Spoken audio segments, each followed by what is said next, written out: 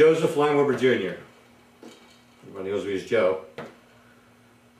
I'm running for the Tennessee 2nd District House of Representatives seat as an independent constitutional conservative.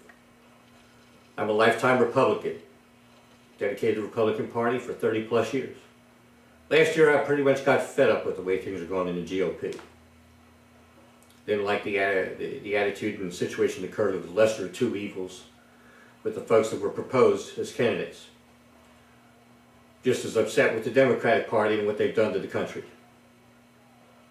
I sat down one afternoon and I was thinking about the problems that exist right now and the fact that we're scared about voting for an independent because of some of the things that have happened in history. And I wrote a thing called The Leap of Faith. Today we face the greatest challenge in our nation since its inception. Over the past 40 years we have sat back and allowed the two parties to run this nation into the ground. Our apathy and ignorance has allowed special interests, lobbyists, environmental extremists, and just about whoever had any form of monetary incentive to offer our representatives, they've been able to get a louder voice over ours, the people. The Tea Party movement and other grassroots organizations that have come to the forefront in the past year and a half are the voices of the silent majority, which is silent no more. We hear terms like post-American era and post-industrial society.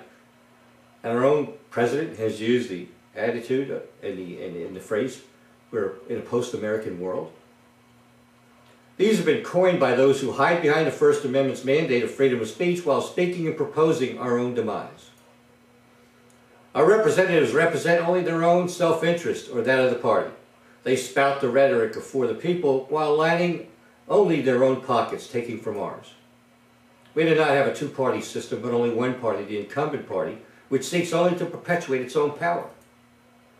Do we remember that Thomas Jefferson warned us, in questions of power, then let no more be heard of confidence in man, but bind him down from mischief by the chains of the Constitution? The electors of D.C. today have broken the bonds of the Constitution as they circumvent their authority and ignore the mandates of its very content. We have become the dependents of the two parties that have done no more for us than rape, pillage, and plunder this nation's most sacred mandates for their own sake.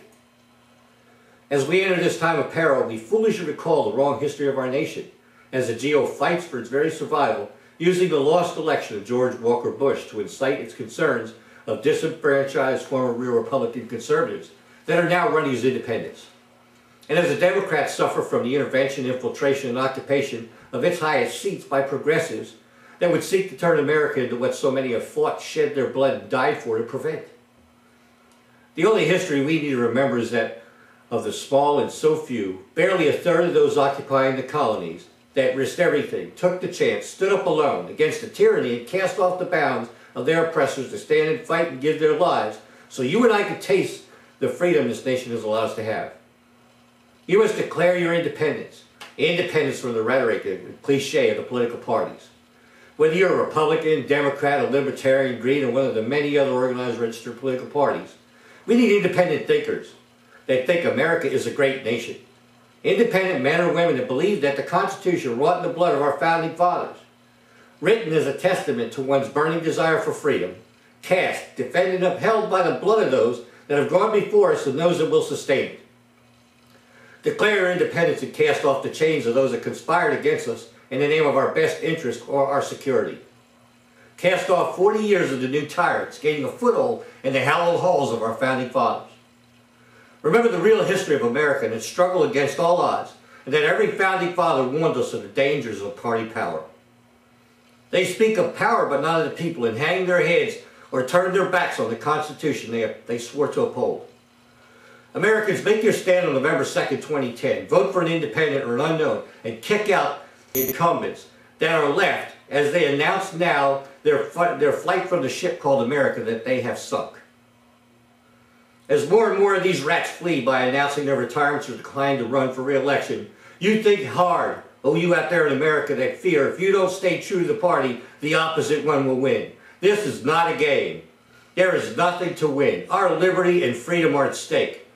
And if I could take the leap of faith after half my life dedicated to the GOP, having served this nation during Vietnam, the Gulf War, and through it to see the end of the Cold War, believing that we must take this stand now or we do not deserve the freedom our founders gave us, that every one of you that vote or should must take that leap and have faith in the Lord that once again His hand will intervene and provide the wisdom and fortitude for us all to return America to its roots and core beliefs in the individual, freedom, and liberty without government intrusion into everything we do.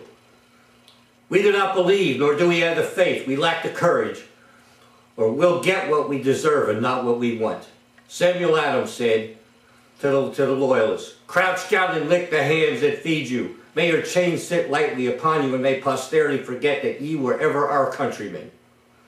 I am an independent American, constitutional conservative Christian who has never forgotten his oath to the Constitution and you, and willing to serve Tennessee and America again in this most difficult time, to do my best and fight for what is right and within the constitutional authority of the office, your office of the U.S. House of Representatives.